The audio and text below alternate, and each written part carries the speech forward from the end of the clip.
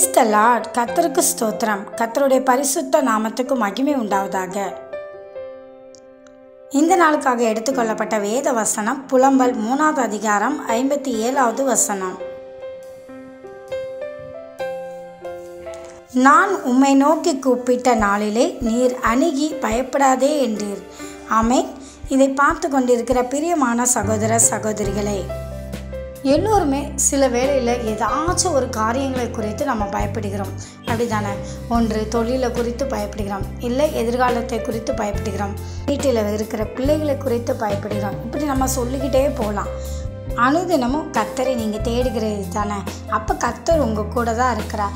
அப்போது கர்த்தர் உங்களை பார்த்து என்ன சொல்கிறார்னா, பயப்படாதீங்க பயப்படாதீங்க என்று கர்த்தர் உங்களை பார்த்து சொல்கிறார்.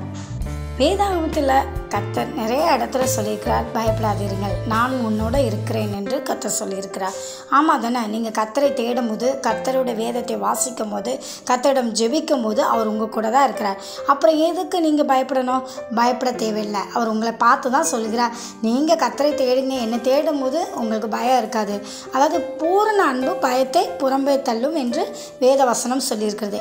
கர்த்தர் மேலே நீங்கள் பூரண அன்பு வைக்கும்போது உங்ககிட்ட பயம் வராது. அந்த பயத்தை எல்லாம் கர்த்தர் உங்களை விட்டு விலக்குவார். ஆகவே நீங்கள் கர்த்தரை அனுதினமும் தேடுங்கள். கர்த்தரை தேடும் போது பயத்தை நீக்கி கர்த்தர் உங்களை அனுதினமும் வழி நடத்தி செல்வார். ஆமென். தேவன் தாமே உங்களை ஆசீர்வதிப்பாராக.